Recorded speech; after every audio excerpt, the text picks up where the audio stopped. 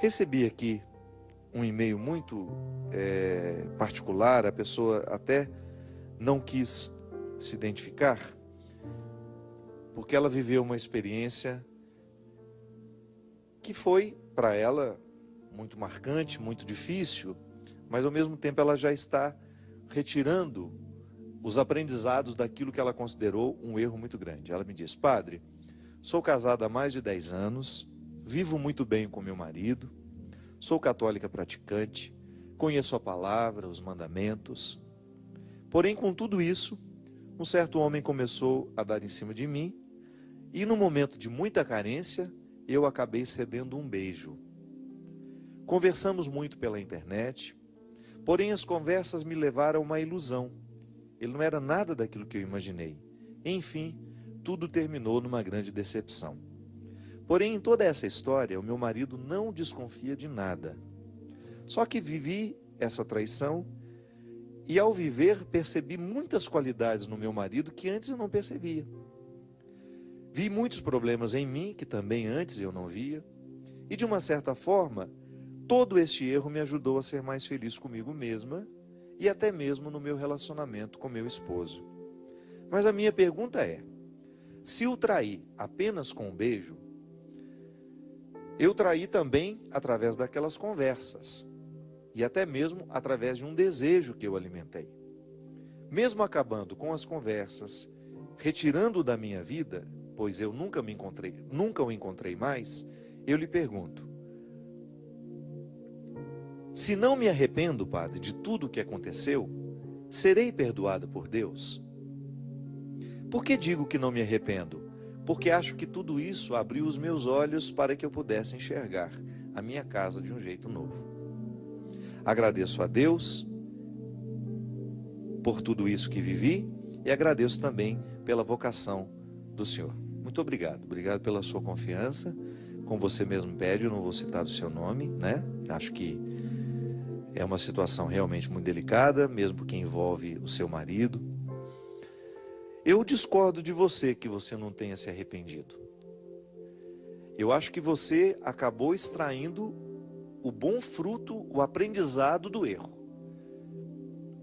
E acredito que você fez realmente você foi capaz de extrair o melhor do seu pior por causa da sua experiência de Deus. Você, pelo que você me conta, você leva a sério o seu cristianismo. E essas coisas podem acontecer com qualquer um de nós. São Paulo já dizia na sua carta, né? Quem está em pé, cuidado para não cair.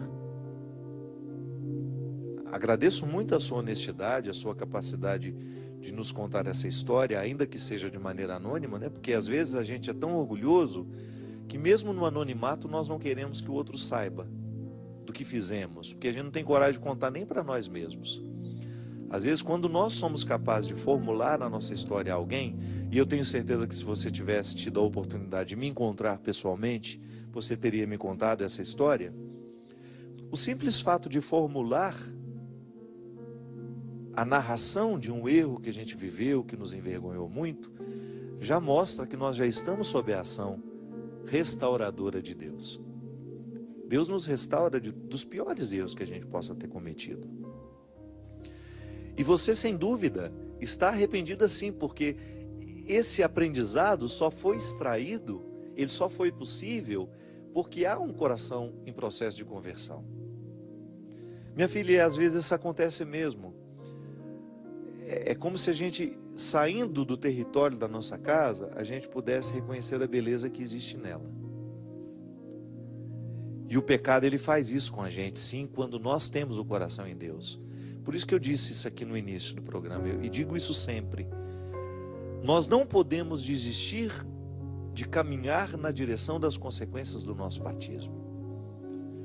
Uma dessas consequências, minha gente, é justamente a gente ser capaz de reconhecer os nossos erros, de administrar o arrependimento, de querer o arrependimento ao invés da culpa. Talvez você esteja bem e feliz, é porque você não carregou a culpa. E você pode acreditar sim na restauração de Deus na sua história. Agora, eu lhe recomendo que você procure um padre da sua confiança, que você faça uma confissão. A traição foi só um beijo, mas para a sua consciência tão apurada a respeito do respeito que você... A respeito do respeito é ótimo, né?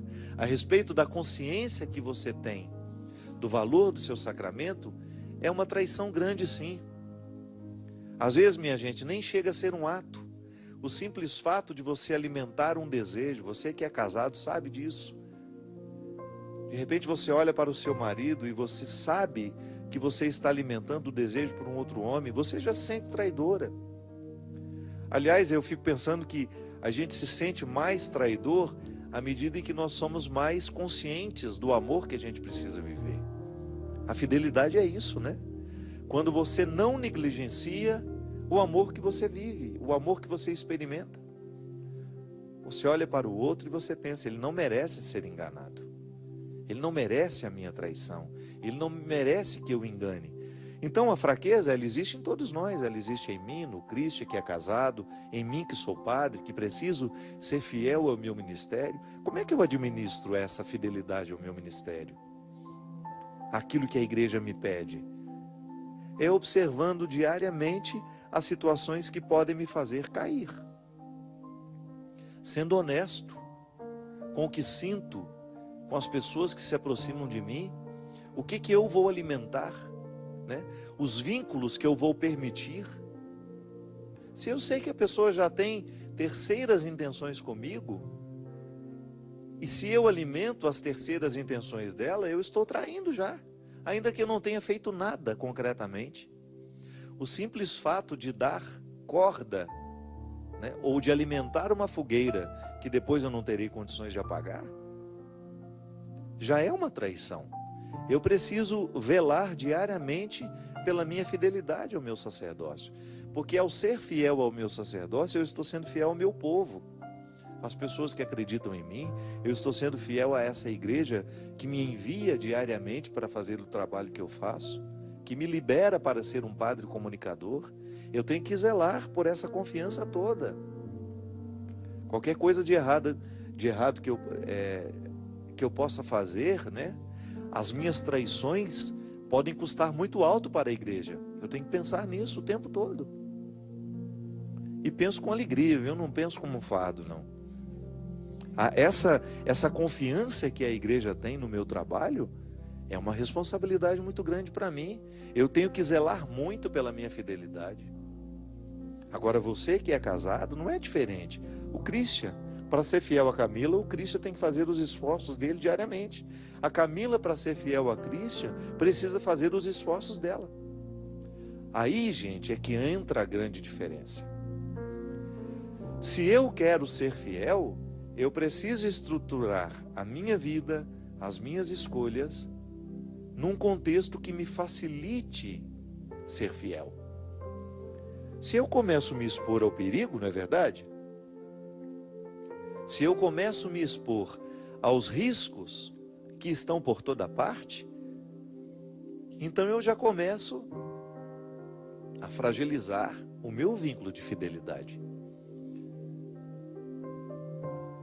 A internet, como você mencionou, que foi uma relação muito virtual, né? A internet é uma porta para a traição. Por quê? Porque ela encoraja o anonimato. Então a gente entra no chat de bate-papo, nem sei se existe isso ainda, existe? Antigamente tinha, né? As pessoas entravam no chat de bate-papo, colocava lá um nick, né? Um nomezinho falso, e fica todo mundo ali conversando, horas e horas, né? Contando mentira um para o outro. Isso alimenta muita gente, que às vezes, por não ter muitos relacionamentos concretos, optam por pessoas, são pessoas que optam por ter esse tipo de relacionamento virtual, passa a noite inteira conversando numa sala de bate-papo com pessoas que talvez nunca vá ver o nome, o rosto, desculpe. A internet acaba sendo um instrumento que facilita a traição por causa do anonimato. Então ali a gente começa a alimentar ilusões, e daqui a pouco você já está marcando encontro com uma pessoa que você não sabe que também não sabe quem é você. E este anonimato gera uma espécie de proteção. Eu, no meu caso, não, né? Porque eu sou uma pessoa que sou muito conhecida. Uma pessoa conhecida vai ter mais dificuldade de manter esse anonimato. Mas às vezes, de repente, uma mulher que é casada aqui em São Paulo está tendo um relacionamento virtual com um homem que mora lá em Manaus. Um dia eles saem para se encontrar e às vezes nem fica no anonimato mesmo. Só que você sabe o que fez. Eu sempre digo isso. A nossa maior dificuldade não é lidar com o que o outro sabe sobre nós. A nossa maior dificuldade é de lidar com o que nós sabemos sobre nós mesmos. São os erros que eu cometi que vão me incomodar. É a fidelidade que eu quebrei que me incomoda. Ainda que o outro não saiba. Ainda que o outro goze, desse desconhecimento. Ele não está sabendo de nada. O traidor é que sofre com tudo isso. Porque é muito ruim você ter essa consciência de que não fez o que deveria ter feito, sobretudo porque você jurou, você estabeleceu um vínculo ali. Ao trair o marido, você está traindo os seus filhos, você está traindo os seus pais, você está traindo as pessoas que confiam em você. Por isso que é tão dolorosa a traição. Mas infelizmente a gente trai, faz parte da nossa vida, a traição faz parte. Agora, essa recuperação assim, com tanta, como é que eu diria? Com tanta sabedoria, de extrair o que a traição me ensinou e de dar um passo na direção deste amor com um novo vigor, de valorizar ainda mais o seu marido agora.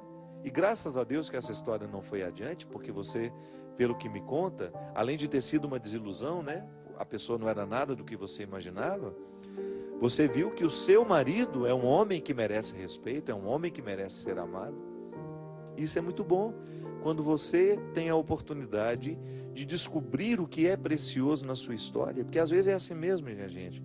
Nós traímos o que temos de mais precioso por situações tão miseráveis, Nós trocamos o diamante pelo cascalho. Nós trocamos a pérola preciosa por uma bijuteria. Às vezes nós fazemos demais isso. E como isso é doído. É doído demais você reconhecer que você traiu pessoas importantes para você. Enfim, cada um administra a dor ao seu modo, com seus recursos. E quem tem Deus no coração tem mais facilidade de sair desse processo de culpa para entrar no território do arrependimento.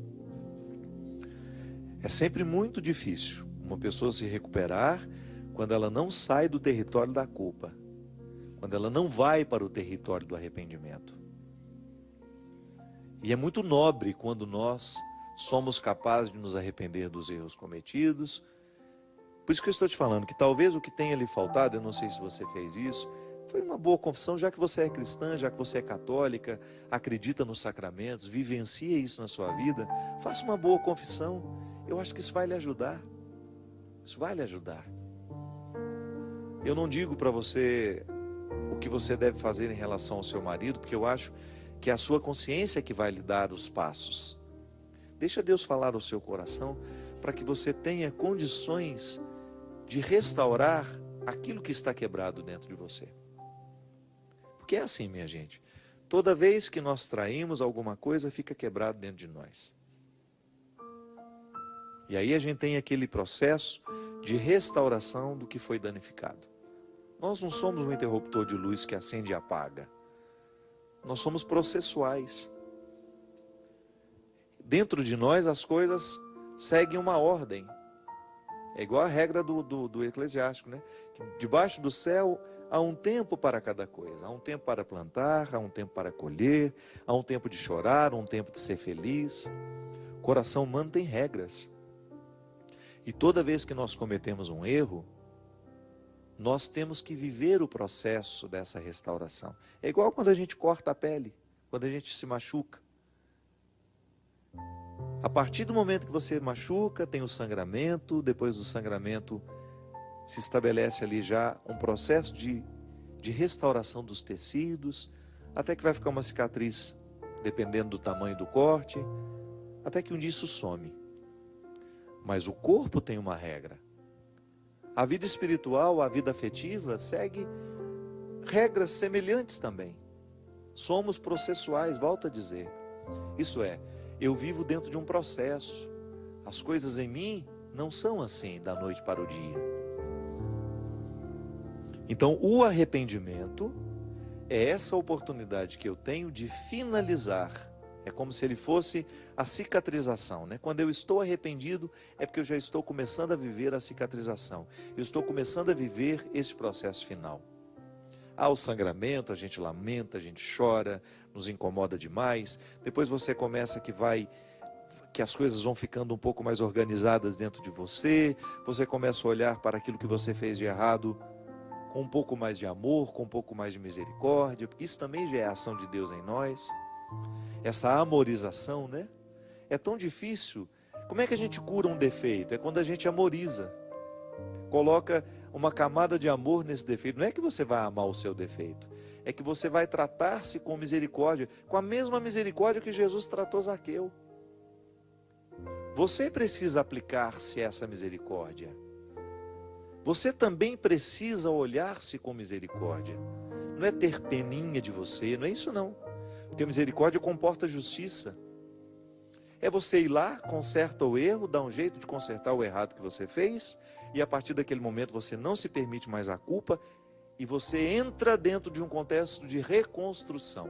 Isso é misericórdia. Reparou o erro que fez e começa a tratar-se com respeito, expulsando a culpa e convocando o arrependimento. É assim que a gente